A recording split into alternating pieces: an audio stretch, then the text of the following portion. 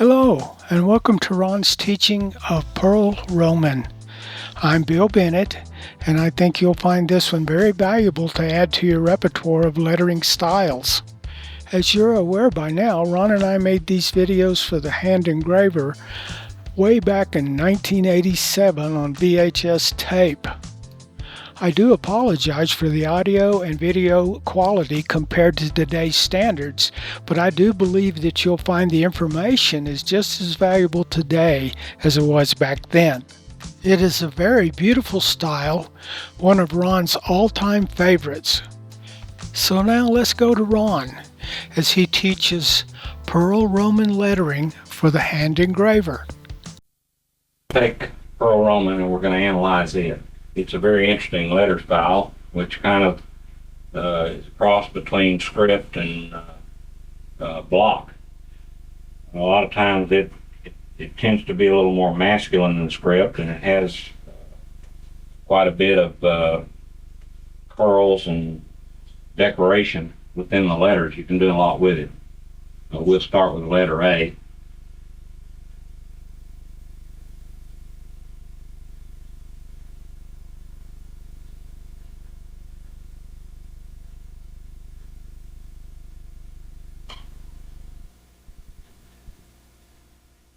Once you've established the construction of Pearl Roman, same thing applies throughout the alphabet. Another good thing about Pearl Roman is that it's fairly easy to lay out, and it has the same properties as script in that it doesn't have a height indicator. These things are round, don't approach the line on a flat axis, so you can't actually readily determine the height of that letter. So it'll lay out fairly uniform. Even if you have a little flaw in the height of a letter, it won't show so much. There are no lowercase letters in this style except to have the lettering smaller for lowercase letters, such as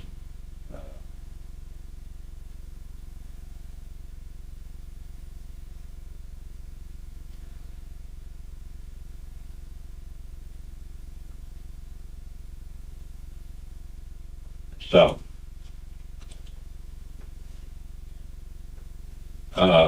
If we analyze the Pearl Roman, the main characteristic, of course, is just like block any other way, with the exception of the little curled ends that extend out from the tops of each letter, this line being split in the center with two little points jutting out in opposite direction. And this is characteristic of every letter within the Pearl Roman alphabet.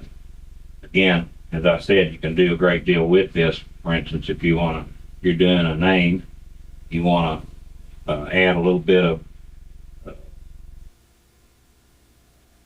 flair to it. You can extend these lines to create interest. The R is a good letter to do this with.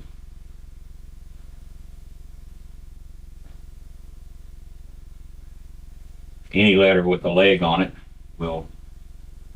this is the leg, will lend to this situation right here, like an N, A, where you have a closed letter like this. Of course, you can't apply that, but in the middle of a name, you'll commonly have a small letter R or something. You can bring it down below the line and add a little bit of flair to your piece, and this comes under the heading of creativeness. You'll want to do this from time to time.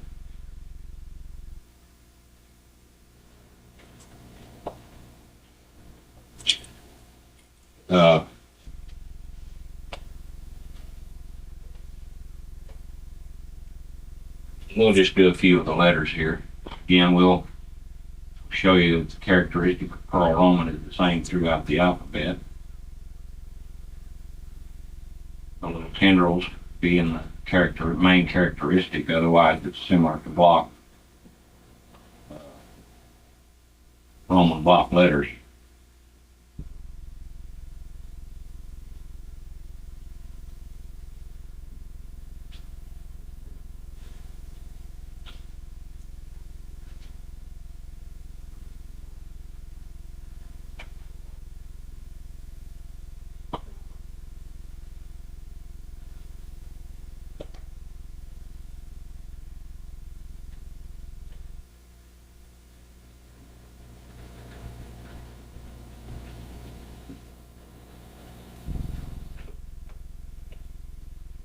C and the G are similar, except that the portion of the G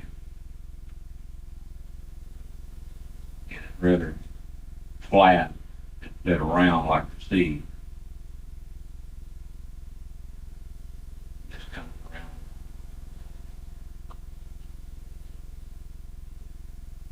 This is not so noticeable up here.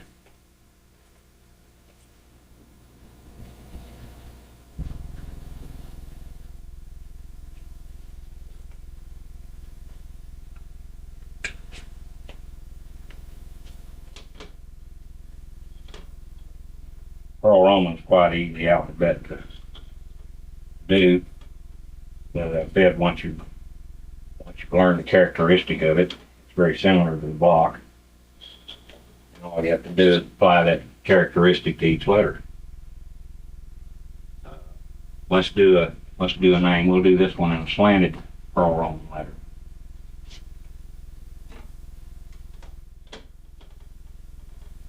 And it makes a little difference as to the height, particularly of the capital letters. Sometimes you can make half the height or a complete double space. It depends more on the area you're working in than actually sticking to any particular strict rule about the height of the capital letters. Normally block letters are double the space, but again, this is going to be more regulated by the item that you're working on, how much space you have to work with. Let's do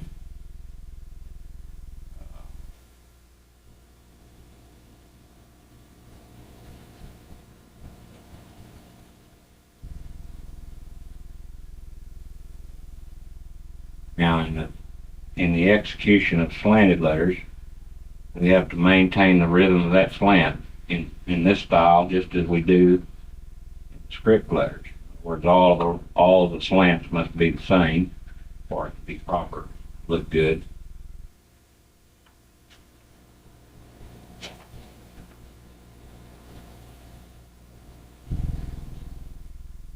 And you use the same rules here as you do using the A and the B and the W in the script alphabet, where you'll split this space, have an imaginary line going through the center of the letter.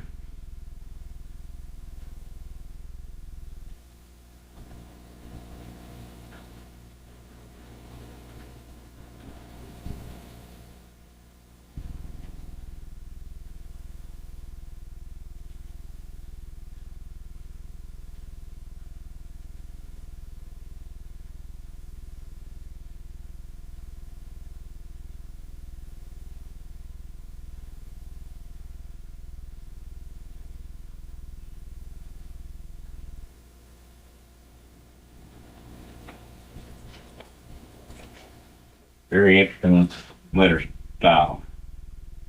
Again, you can do a great deal with it as far as design. Little tendrils that come out from the tops of the letters can be extended into more of a curl to make it a little bit more elaborate. You won't probably do on some of the smaller lettering most of the time, but in areas where you have enough room to work, you might want to do that. There are times when this letter tends to be alone, and sometimes you got a hole over here. You can do anything you want with these little tendrils. You can take up space with them. You can come on around to add a little to the little fanciness to the design.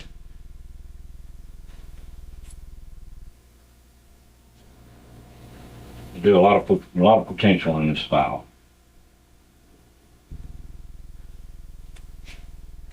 Well, let's try a monogram. This is kind of a favorite style with customers.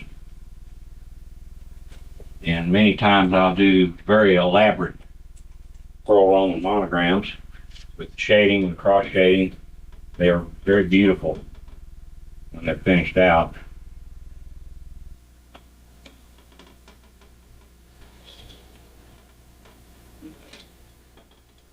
Laying out the lines for the letters on the side.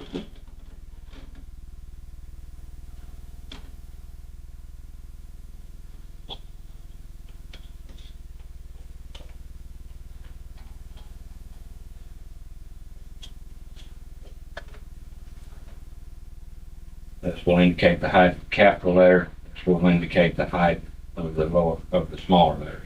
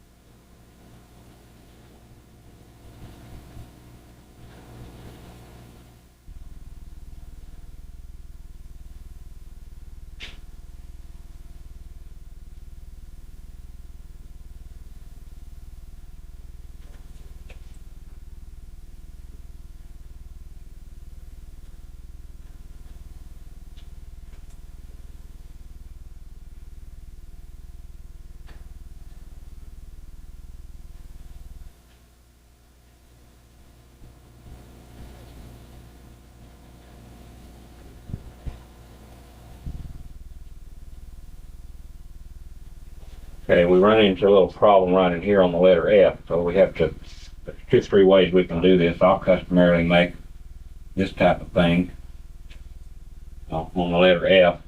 But, again, we stick closely to the structure, Pearl Roman letters, that would be an outlaw sort of, although there aren't any really set down rules. The normal way to do this particular thing in here would be, and it will take up space, fill that hole. It's, you'll maintain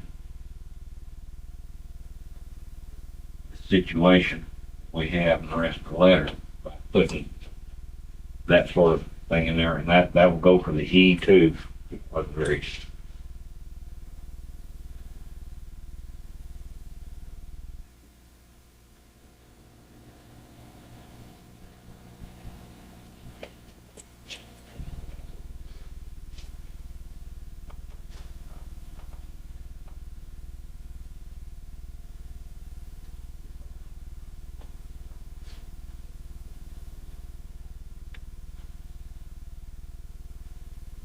Ron, when you said that you had a little bit of a problem in that area, the problem was the size of the open space in relation to the open space between the B and the D then? right.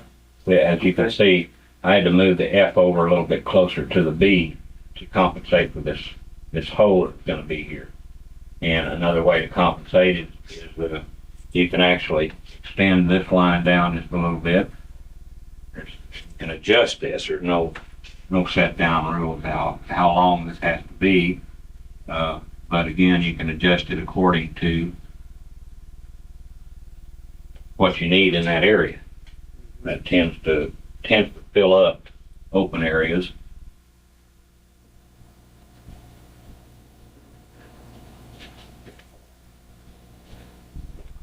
Have a little bit of a problem right in here. You can also bring this down. Ways to cure problems. You know, like you did in the script, do you at times tie these letters together, or is this not one of the types? Oh yeah, you can tie the letters together. A lot of times people are worried about being able to read these monograms, and the more lines you put in there, the more confusing it could be. But if you wanted to tie these letters together, you can bring these lines over. Mhm.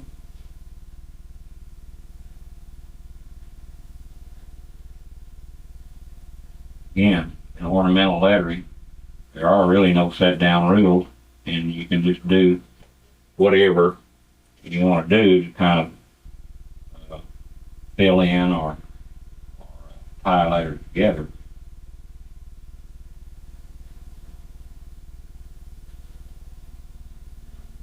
But the big problem is that sometimes people can't recognize the letters. Is that what you're saying? That's right. The more lines you have in here, the more confusing it tends to become. If you've got a great deal of bulk in your lettering, well, you don't have any problem. Like you've got fairly bold stems here. The time you go in there and shade this in, you won't have any problem in recognizing the letters.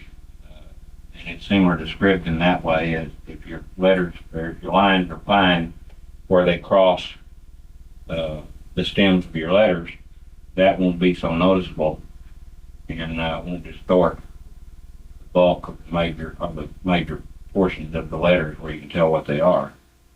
When you cut those, do sometimes those hairlines go behind, or appear to go behind the cross shading, or sometimes in front, or? Again, this is totally a optional thing. You can do it that way. You can go behind. You can go over to give an appearance of overlapping or underlapping, intertwining. One can go under in one place and over in the next. For instance, you would go behind here.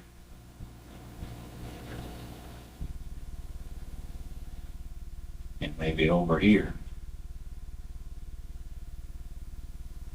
Mm-hmm. In other words, it goes over this line, under this line. This one goes over and under.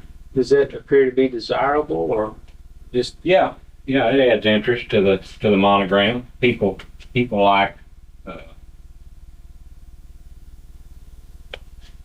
the interest it creates. So again, that's more or less up to the artist and his creativity. Most of the time, people are pretty well satisfied by this good work with whatever you do, and it's totally a judgment thing whether you want to go to that much trouble or whether it's a piece that's worthy of a little extra trouble or whether it's something you want to try to stay away from. That has more to do with materials you're working on and whether the customer tends to be a little bit conservative or doesn't mind the flowery effect of the additional lines, and that will most of the time kind of determine whether you do that or not. In my dealing with customers, I can usually determine whether a person is somewhat conservative or whether they like flowery things, and if I don't know that, I ask them, what and a lot of times I'll draw that monogram on a piece of paper for them just to give them an idea what it'll look like. And they usually like just about anything you do, provided it's well balanced and well done.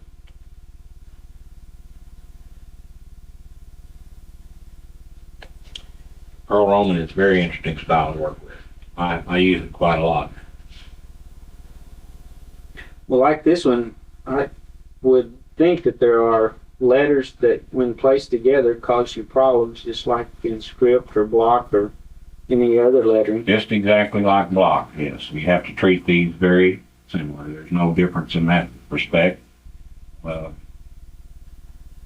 the letters are almost identical to block letters with the exception of little curls on the end. So you have the same problems with it that you do with any other block lettering. You'll have to compensate for letters that match or letters that don't match. We've got five. If I look at this, it'll be a little too bold. We'll go back to this other design here. That may give us a little bit more continuity with this stuff in here. One of the things I think that was more valuable to me as we began to work on engraving was that you would tell me that it's not that you didn't like what I was doing, but there was something about it that bothered you or disturbed you, that there were things that you would recommend to correct it, not that it was a personal attack on my ability as an artist, but that there were things that would be disturbing to someone, and the more the trained eye, the more easily it was to see it. Yeah. So I like this approach to where you would say to me that this disturbed me or this bothered you, and that you could correct it. And so it wasn't a personal attack on me. It was No, good. no. My years of experience has taught me that many times most of the problems that come about have to do with balance and rhythm. And my eye is sensitive to those things because I've been doing it for so long, where you might make a very slight mistake. The average customer would not pick that up. It would be pleasing to them. But my training has taught me, and again, you become very sensitive to open areas and flaws within that design, and you begin to compensate for those things. Mm-hmm. And this is just, as I've told you before, this is kind of nitpicking, but it makes for a better product, and that's what we're all interested in. The little flaws I see in beginner's work sometimes are really don't seem to be very important. But as you become more acquainted with the lettering styles, you'll begin to see those flaws yourself, because you become very sensitive to that. And not that they matter a great deal, but it makes for better looking overall piece of work that you're pleased with and that your customer's pleased. Of course, one of my main goals is to produce high quality work, as good as I can possibly do within the boundaries of the knowledge that I have. Now I would like to give you the Pearl Roman alphabet. Ron has concluded his teachings of Pearl Roman. Very interestingly, when I tried to find Pearl Roman lettering or font upon the internet, I couldn't find anything. Therefore, if you're able to find the Pearl Roman alphabet on the internet, please comment with the link below. I will then place that link in the description so others may have it. As we pan through this alphabet, please note that the Q and the O are combined. I'm including this pan of the alphabet so that you will have something to copy. As Ron mentioned, Pearl Roman is a beautiful style with a lot of artistic capability. Thank you very much.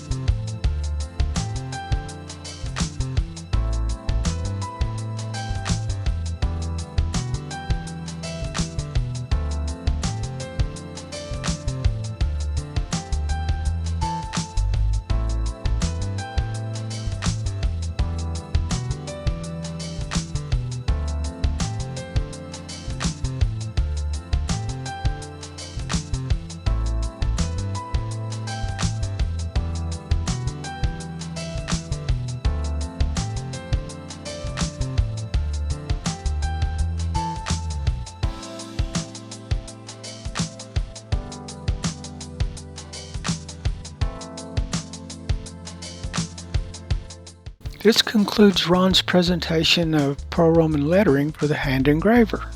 Ron and I do wish you the greatest success with all of your hand engraving. This is a Be Back to Be production.